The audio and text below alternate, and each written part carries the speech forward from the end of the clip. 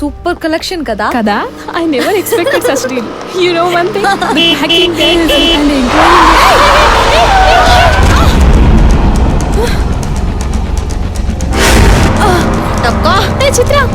And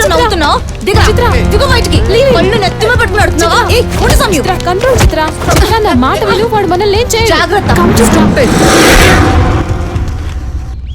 ఎవడు వాడు మనల్ని ఏం చేయడం నీకెలా తెలుసు? అతను నా ఎక్స్ లవర్. అతనితో కొన్ని నెలల క్రిందటే బ్రేకప్ అయింది. ఎందుకు? ప్రేమించిన కొత్తల్లో మంచిగానే ఉండేవాడు. తర్వాతే రిస్ట్రిక్షన్స్ పెట్టడం స్టార్ట్ చేశాడు.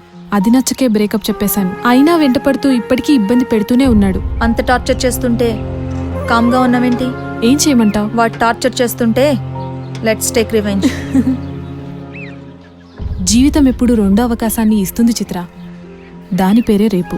నేను నా గతాన్ని తలుచుకుంటూనో వాణ్ణి తిట్టుకుంటూనో లేక వాడి డెవలప్మెంట్కి ఈర్ష్యపడుతూనో ఉంటే నాకు రేపంటూ ఉన్న కొద్దిపాటి సంతోషాల్ని నేనెప్పుడు అనుభవించగలను? చిత్ర, ప్రపంచంలో అన్నిటికంటే గొప్పదేంటో తెలుసా? మోసం చేసిన వాళ్ళని కూడా క్షమించగలగడం.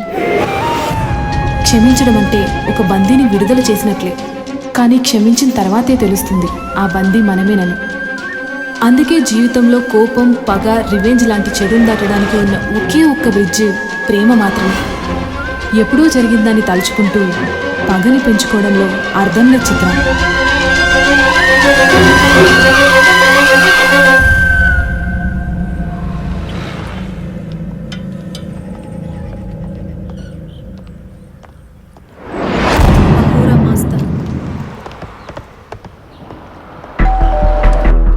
నేనే అహూరా మజ్దా.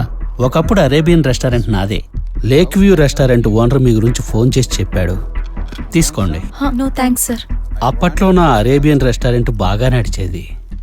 కానీ తర్వాత వేరే వాళ్ళకి అమ్మేసి రెస్ట్ తీసుకుంటున్నాను. కానీ నువ్వు చెప్పేదంతా నాకు ఒక ఫెయిరీ టైల్ స్టోరీ లాగా అనిపిస్తోంది. అందుకు కారణం నువ్వు అరేబియన్ రెస్టారెంట్ ముందు నిలబడి ఆ మర్డర్ చూశానంటున్నావు. నా సంగతి వదిలేయండి.